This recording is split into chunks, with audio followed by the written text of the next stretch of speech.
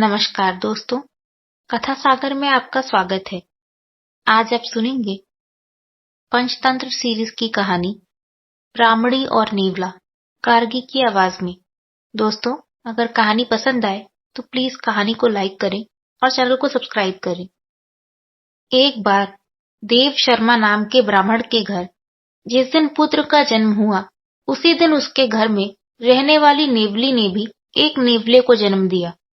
देव शर्मा की पत्नी बहुत ही दयालु स्वभाव की स्त्री थी। उसने उस छोटे नेवले को भी अपने पुत्र के समान ही पाला पोसा और बड़ा किया। वह नेवला सदा ही उसके पुत्र के साथ खेलता था। दोनों में बड़ा प्रेम था।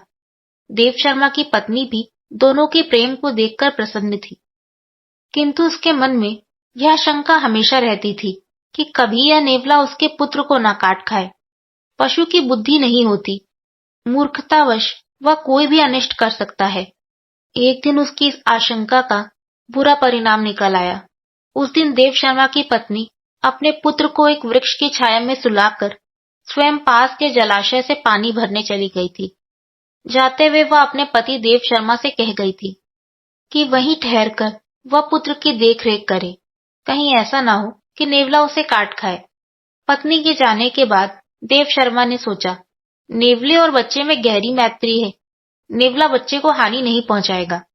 यह सोचकर वह अपने सोए हुए बच्चे और नेवले को वृक्ष की छाया में छोड़कर स्वयं भिक्षा के लोभ से कहीं चल पड़ा। दैववश उसी समय एक काला नाग पास के बिल से बाहर निकला। नेवले ने उसे देख लिया। उसे डर हुआ कि कहीं यह उसके मित्र को न डस ले, इसलिए वह काले नाग पर टूट पड़ा और स्वयं बहुत शत विशत होकर भी उसने नाग के खंड खंड कर दिए। सांप को मारने के बाद वह उसी दिशा में चल पड़ा जिधर देव शर्मा की पत्नी पानी भरने गई थी। उसने सोचा कि वह उसकी वीरता की प्रशंसा करेगी, किंतु हुआ इसके विपरीत।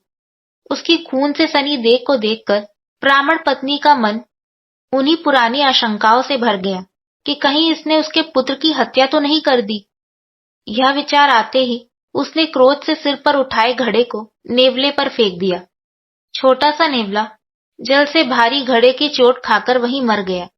ब्राह्मण पत्नी वहां से भागती हुई वृक्ष के नीचे पहुंची।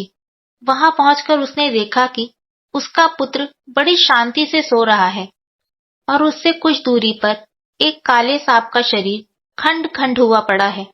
तब उसे नेवले की वीरता का ज्ञान हुआ। पश्चाताप से उसकी छाती फटने लगी। इसी बीच ब्राह्मण देव शर्मा भी वहां आ गए। वहां आकर उसने अपनी पत्नी को विलाप करते हुए देखा तो उसका मन भी आशंकित हो गया, किंतु पुत्र को कुशलतापूर्वक सोते हुए देखकर उनका मन शांत हुआ।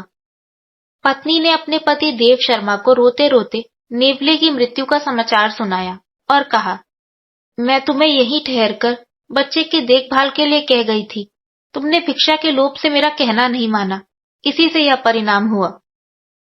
इस कहानी से हमें यह सीख मिलती है, बिना विचारे जो करे सो पाछे पछताए।